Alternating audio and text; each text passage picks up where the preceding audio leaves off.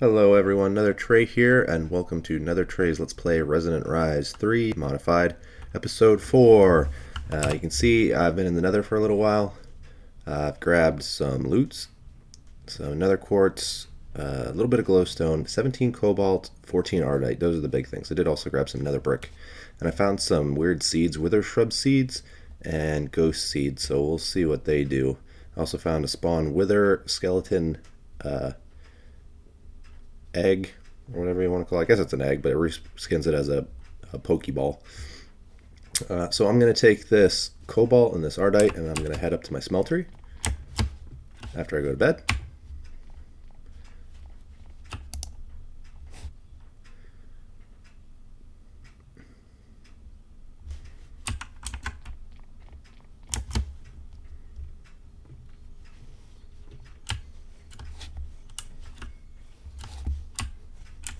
I have to give a quick sweep of the area for those baby skeletons. I'm going to throw all the cobalt in. We're going to use 12 ores. It'll end up being 24 ingots to make a new hammer, and then we'll use the rest to mix with some ardite to make some manulin, and manulin will be used to make our handles for our tools. So I'm going to smelt these up real quick, and I'll be right back. Alright everyone, we got our ores smelted down. I did already make the hammerhead and the 2 cobalt plates for our hammer. And we have enough left over to make 10 manulin. At this point I do make all of my tools out of manulin because they're the ones that I'm going to be using for quite a while. So I'm going to take this manulin, I'm going to make a new pickaxe head.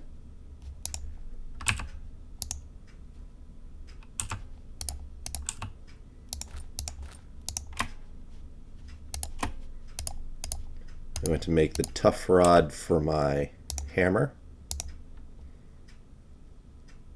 That'll use 3.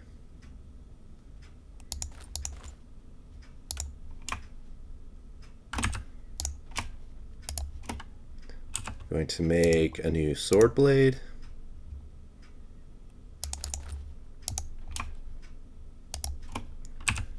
Going to make a new axe head.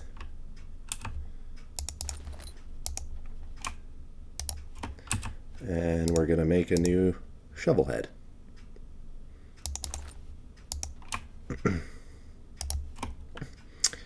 Now the handles for these tools are also going to be made out of manulin, which means I'm going to have to make a cast.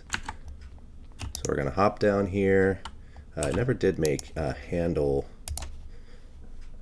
pattern because I always use wood or just sticks. So I'm going to take a tool rod pattern. We're going to make that. That's going to use up half of a material, which means we're going to be piece left over, which Tinkers adds a shard in, which takes care of that for us. The shard's probably never going to be used, so I'm going to throw it away.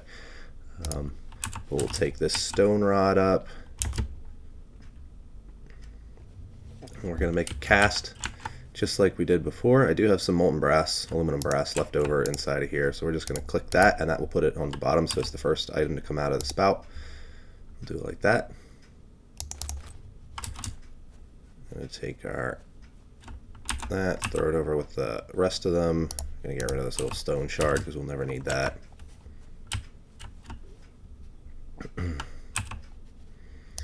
Take our tool rod pattern, put it there. Now again, it's going to use half a material. So it'll leave us with 2.5, but we're going to make 4, one for each of the tools that we are making. So it'll really only use 2 ingots to make the tool rods for this. So there's 1, there's 2, there's 3, and there is 4. We are going to need one other thing to make these tools, and that is for the pickaxe. The pickaxe and the sword need a binding and a handle, and I like to use paper to make those because paper gives it an ability called writable, which in Tinker's Construct you can add extra abilities to your tools by adding things to them, such as redstone. Redstone makes certain tools break blocks faster, so it'll make picks faster, it'll make hammers faster, it'll make shovels faster. Quartz will add damage to your tools, which is particularly useful for swords. And there's a few others. You are limited on the number of modifiers you can have. Ooh, here's a pear tree. Grab one of those. You are limited on the number of modifiers you can add, and what paper does with the writable add-on is gives you an extra modifier that you can add to your tools. The thing is, I have to find some way to make paper. There's a couple ways to do that in this pack. The easiest way is the vanilla way. You just find sugar cane, turn it into paper. There's also ways to make wood pulp and turn that into paper, which is usually the way that I end up going, because as you can see, I have trouble finding sugar cane. So I'm going to run around a little bit, see if I can find some sugar cane. If I can't, I'll come back and we'll make some machines to help us make some wood pulp to get some paper going. So I'll be right back, guys. Alright guys, I did find some sugar cane. It's not going to be the easiest to get to. As you can tell by looking at my map, I am pretty far from home, and it is going to be night before I know it. So I'm going to swim out there, grab this sugar cane, and try to hoof it back to the base before the sun goes down on me. So it is, yeah, it's like 3/4 of the way through the day. So I'm going to grab this real quick, head back to base, and I'll see you there. Alright guys, we're back at base, and I am going to use 3 of these sugar cane to make 3 pieces of paper. We're going to come over here to this table. We are going to make our binding not out of stone, but out of paper. And we're going to make our wide guard out of paper. Take this last piece of paper, throw it in a chest, because we don't need it for a while. Come over to our tool forge. We're going to make our pickaxe with the paper binding,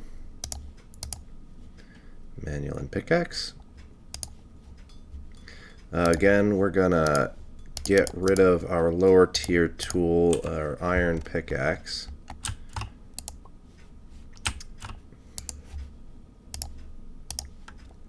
We're also gonna throw our iron hammer on here. It's broken anyway. We're going to make our shovel.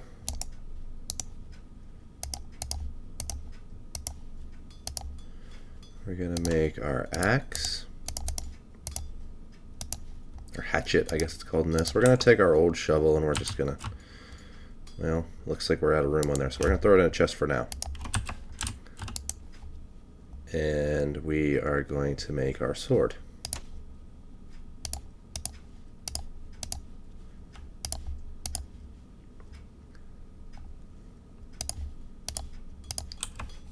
There is another cool little item I like to make for swords.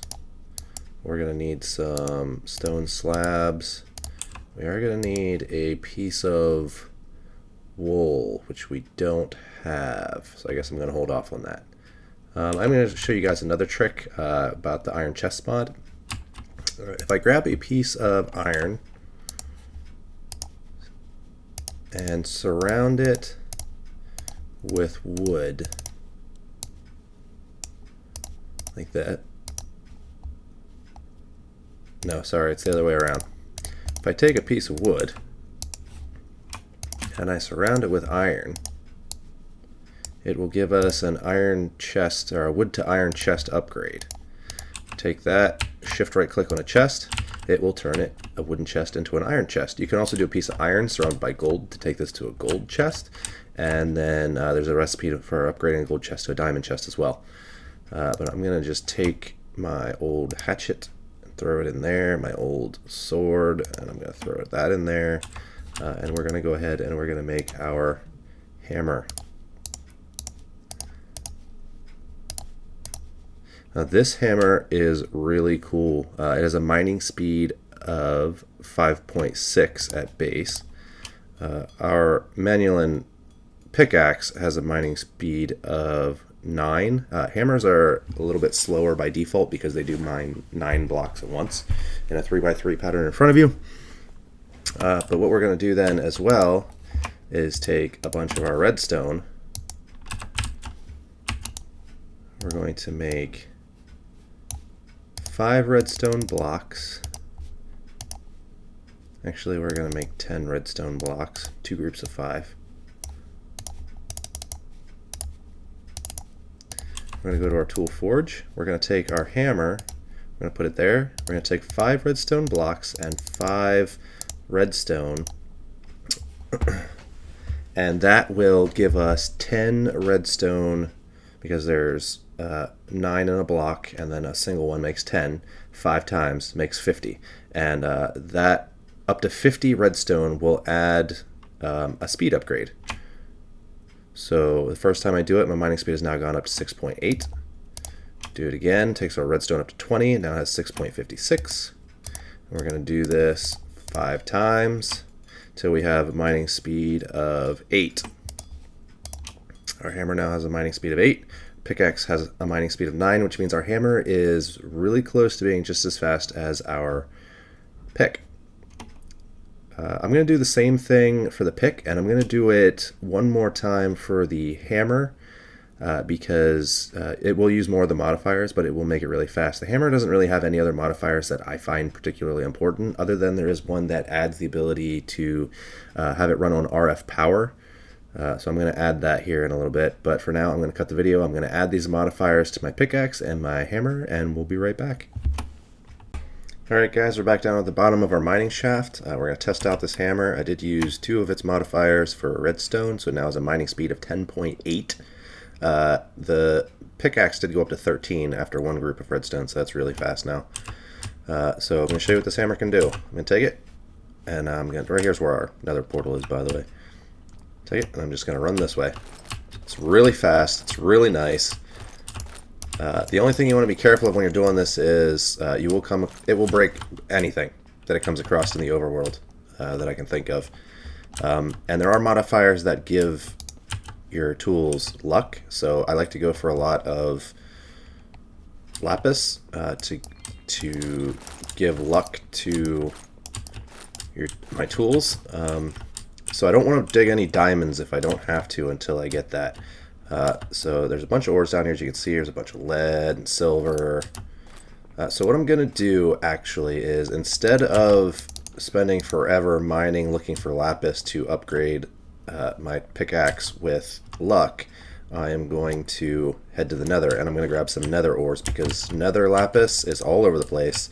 I will have to watch out for pigmen, because they will probably still destroy me. Although with this new sword I might be okay. I got to get some quartz to upgrade it. But it's a lot faster to grab lapis in the nether, so I'm going to go do that, and I'll be back. Just to show you guys real quick, I did mine a whole bunch of nether ores. I built a tunnel like pretty much right outside the door here, and the pigmen will detect that you are mining the ores, no matter if you're underground. They can tell that you're mining the ores. They get very angry, as you can see. So I'm going to take these ores back to the surface. I got 16 lapis ore. I'm not going to just smelt it into regular ore and then break it. I am going to use a machine to grind it down, because you get a lot more that way. So I'll meet you back in the overworld, where we're going to start building some machines. Alright guys, I did have to come up to the smeltery to smelt down some silver, because we're going to need that to make some of the dynamos that I want to make to generate our RF power. And while I'm here, I figured I would throw some iron into the smeltery, and we're going to finally make that axe I've been talking about, because I am tired of chopping down trees. So I'm going to make an iron axe head, broad axe head. So that'll take 8 material cost. We have 10 left.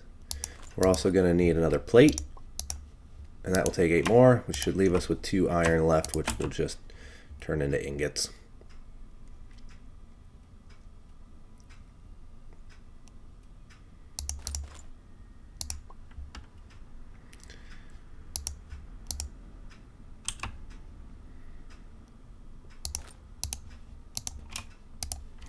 I am going to need more paper.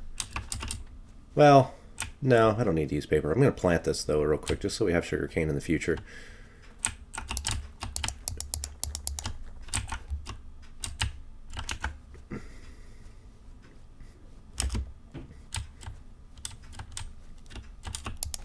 So that should take care of our iron.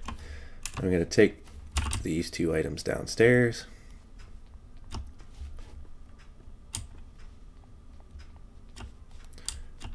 We're going to go in here. We are going to need a tough binding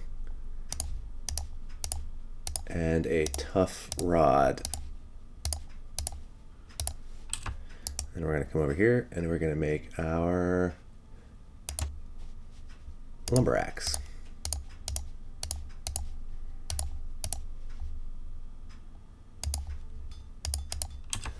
We're going to take that up to the surface. I'm going to show you guys why I love this so much, because I am so sick of coming up here every once in a while just to get a few pieces of wood. So I'm going to go to this tree right here that's already partially cut down, and I'm hoping it's not attached to that one, but we'll see what happens. So I'm going to break this tree, and it chops down the whole tree and just rains wood. That other mod that makes leaves break faster, and there's just wood everywhere.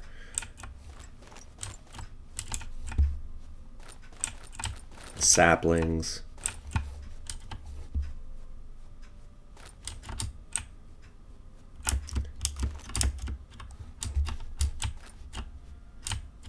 Cool. There's even some wood up in the tree that I can't quite reach. I can't be bothered to climb up there because, as you can see, we have almost a stack of wood just from that one tree. See what's behind here. Apparently nothing. Manual hatchet is really nice too because it breaks leaves really fast. Oh, it was just attached to that tree. Yeah, so that's how that works. There's even a piece of wood way over here.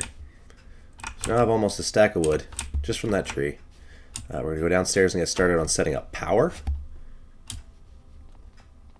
So like I said, I am going to create power using lava. So we're going to use a magmatic dynamo from thermal expansion. And that requires Invar gears, redstone transmission coils, some Invar, yellow. This is Ganny's surface adds a whole bunch of colored redstone. So this is basically all redstone.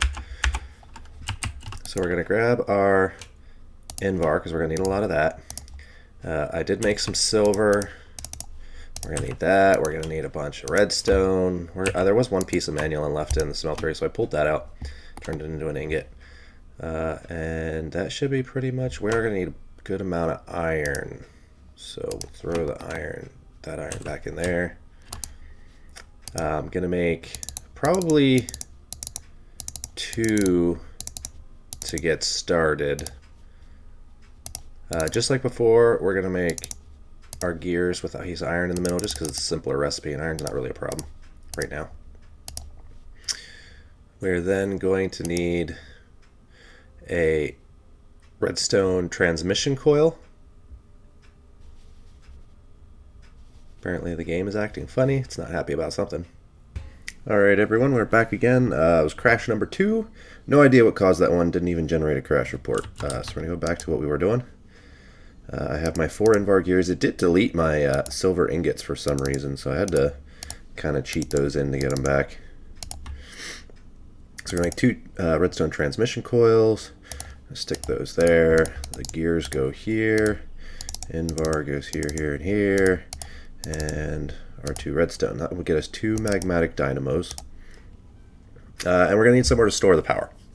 So what I like to use is a block from Ender.io, and it is called a capacitor bank. We're just going to start out with the basic one, which is the smallest one. It does hold 1,000,000 RF. It's made just like this. We're going to need a block of redstone, 3 of these basic capacitors, and 4 iron ingots. Basic capacitors are pretty easy. They're just a copper, 4 nuggets, and 2 redstone. Luckily I did have to kill a bunch of pigmen in the nether, which dropped a whole bunch of gold nuggets, which for some reason I stuck over in my gems and powders chest. So we're going to go like this. I'm going to take 2 copper, and we're going to need a bunch of iron, which we already have.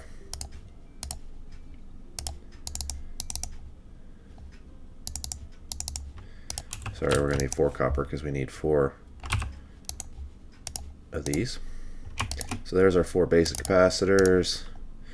We are going to need a block of redstone. You know what, I'm just going to go ahead and make 2 of these right off the bat. So we're going to need 4 more copper.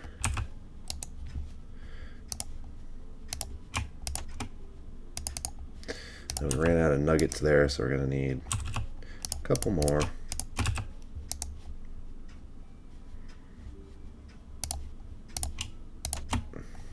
What else do we run out of? Redstone. Alright.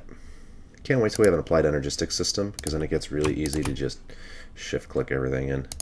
Alright, so that'll be enough to make 2 of these. So we'll shift click those in, and that will get us 2 basic capacitor banks. We're kind of running out of room in our small little hovel. This is going to be the first layer of our base, our underground lab base.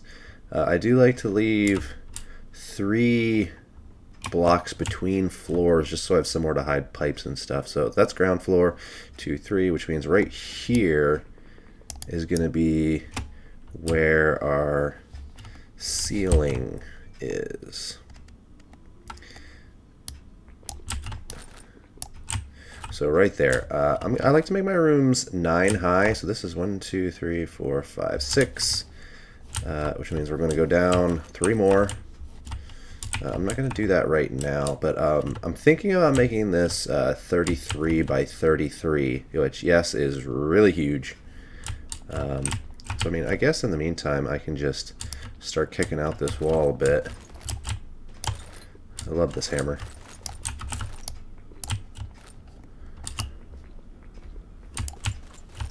Makes expanding rooms underground really, really easy and fast.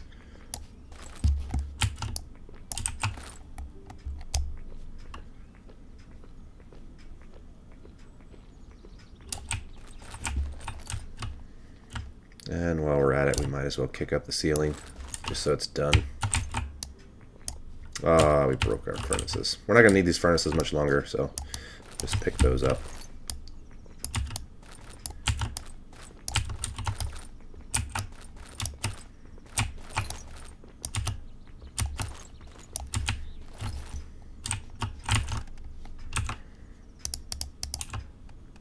So that should give us enough room to set up some machines here. I'm going to do this.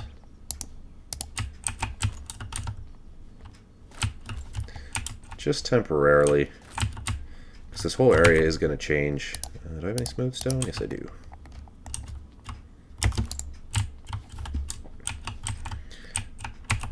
Alright, so we're also going to need some conduits to conduct power between the machines and the storage and the dynamos. So there are a couple different tiers of conduits in Ender IO. The basic one is a regular energy conduit. It transfers 640 RF per tick. It sounds like a lot right now because these magmatic dynamos only produce about 80 RF per tick if memory serves.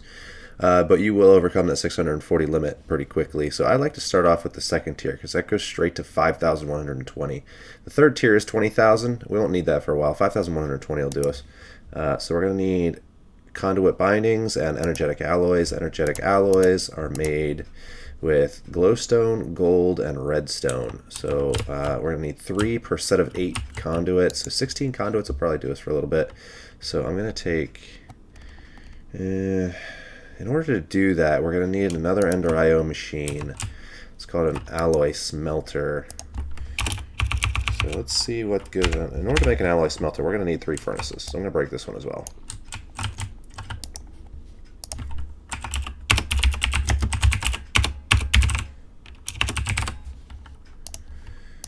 And those are made like this. Already familiar with how to make those. We'll need machine rings, which means we're going to need iron bars. That's like called a machine chassis. We're going to need a cauldron, which is just iron, so that's easy. 4 iron, so I think we pretty much have everything we need there. Nope, I never made the machine chassis, did I? Nope, there we go. And that will make us our alloy smelter. Our alloy smelter, we will put... what the heck. We'll just stick it... Well, I kind of want to put my power creation... it doesn't matter, it's all temporary. So we're going to throw it right here. We're going to just temporarily hook a magmatic dynamo right up to this bad boy. We are going to need our lava. So I'm going to run up to the surface real quick and grab our big old lava tank.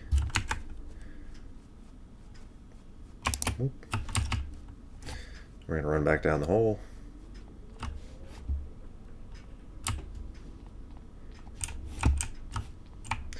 going to break this little torch here and put it here. Actually, we're going to do this a little different. Just so that we don't lose the power by moving stuff around, we're going to put one of our capacitor banks here.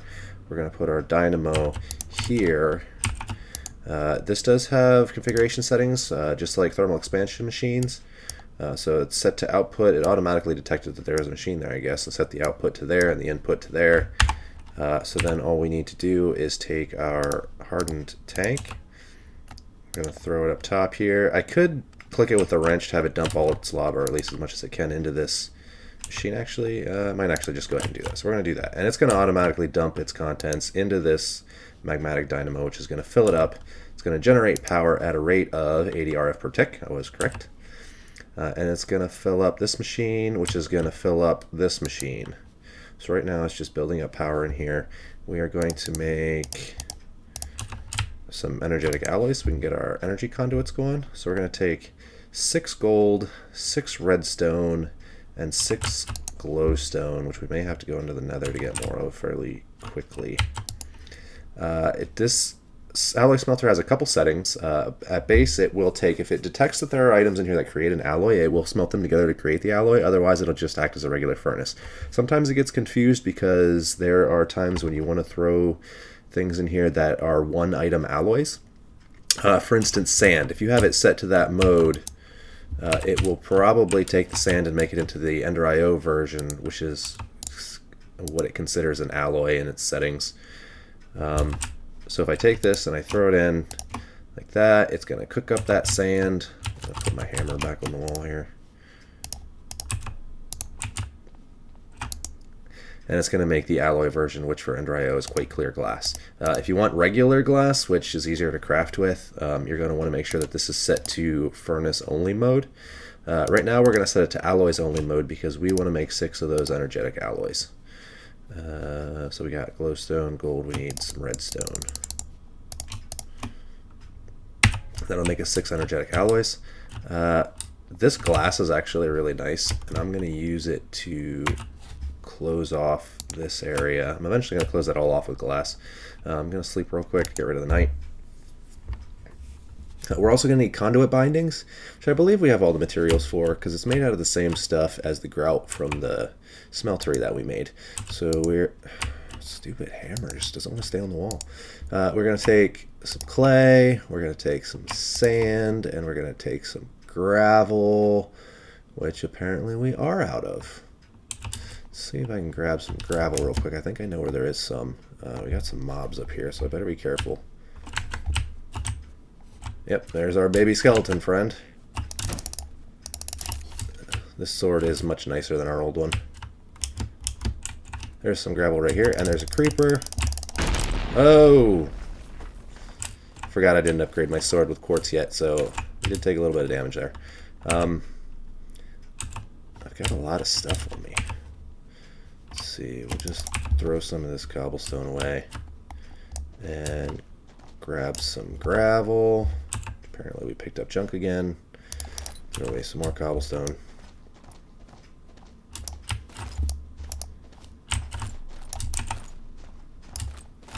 Alright, that should be enough for now. We're going to jump back in our hole, straighten up our inventory.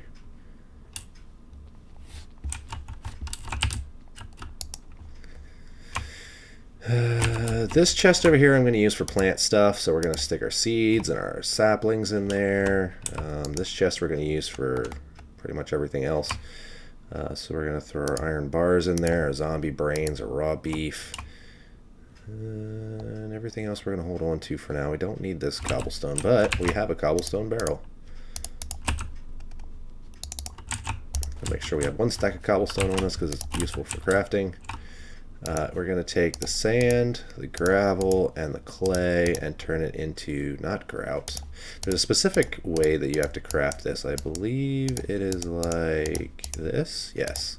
So that will make us 8 binder composites. Each of these binder composites, I believe, will make 4, it's 3 or 4 conduit bindings. So that's actually a lot right there. but we're going to do one more set of this. We're going to go over here. We're going to grab our energetic alloys out. We're going to change this to furnace mode because really you just need to smelt these. We're going to throw the binder composites in.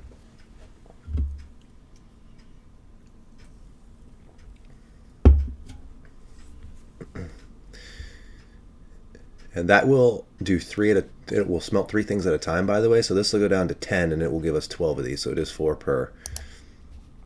So now we have our conduit bindings. Get this clay out of here. We're going to go like this, take our energetic alloys, go like that, and we have 16 enhanced energy conduits. So now that we have that, we can make a much bigger operation. Really what I'm shooting here for is I want to add rechargeability to my tools, and I want to be able to double ores, and I want to be able to do a few other things. So we're going to work on doubling the ores first. In order to do that, I'm going to use a sag mill from Ender.io. It's a really good early game tech block that grinds ores into dust and then it doubles them at the same time.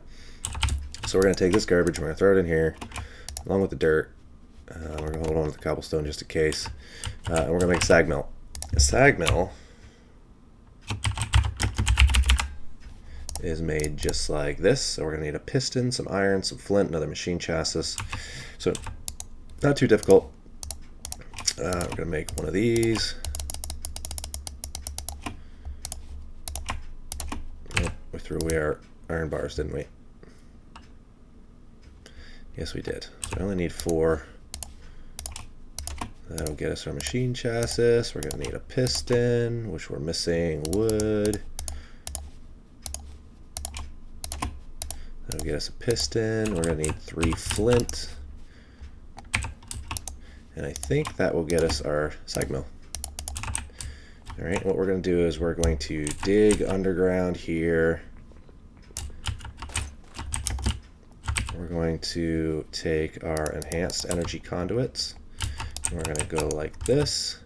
I'm going to take it all the way over to here. And we are going to place our capacitor bank here. We're going to pick up this capacitor bank. We're going to place it here. Capacitor banks are multi-block, so now this will hold 2 million RF, and it will output 2,000 and max input of 2,000. We're going to pick this up quick before it... I think I just deleted all the lava that was inside of it, but that's okay. It did, but it saved the energy that was stored inside of it that it was creating after I removed the capacitor bank. So we're going to go into the configuration for this guy. We're going to change this to output on the bottom. We are going to input on the top, which it already auto-detected. We're going to actually pick this guy back up because we want to be able to use more than one at a time to generate power. So we're going to go like this. Go like that. We're going to pick up our lava tank. Do I want to do it like this? Actually, I might want to bring it down one. Yeah, I'm going to bring it down one. Shift right clicking with a wrench will remove Ender.io conduits. Doesn't matter what kind of wrench, as long as it's registered as a wrench. Got that. Okay, then we're going to bring it across like this. We're going to stick our dynamos up here. We're also going to make a item from Ender.io called a fluid conduit, pressurized fluid conduit. I guess we don't really need a pressurized one, but we're gonna. So that takes 3 fused quartz. Fused quartz is 4 nether quartz. Makes a fused quartz. It's a type of glass, basically. So we're gonna get it out of here. So we're gonna need 12, and that is an alloy. So we are going to change this to alloy only mode. Throw in the nether quartz. Let that cook up for a second. We're going to throw these back down here. We're going to take our sag mill that we made and we're going to put it right here so that it can start filling up with energy. One of the nice things about sag mills is you can add an item to this slot, and depending on what you add to this slot, it will increase the output and secondary output of the items that you throw in the top slot. There are two items you can put in there that I'm aware of. One is flint, and one is dark iron or dark steel balls. Dark steel balls are an alloy from Ender.io, which require iron, coal powder, and obsidian. We have access to all of those things now that we have a sag mill. So I'm going to take some coal, I'm going to throw it in the sag mill, and that's going to start making us coal powder. We're going to take our 3 fused quartz, we're going to use our conduit binder, and that's going to make us 8 pressurized fluid conduits. One of the nice things about conduits from Ender.io is they can occupy the same space as other conduits. So, unfortunately, magmatic dynamos cannot accept liquids in the end that they produce, that they output the power through, unless you give them a certain augment, which I'm not going to deal with. So instead, I'm just going to run it like this.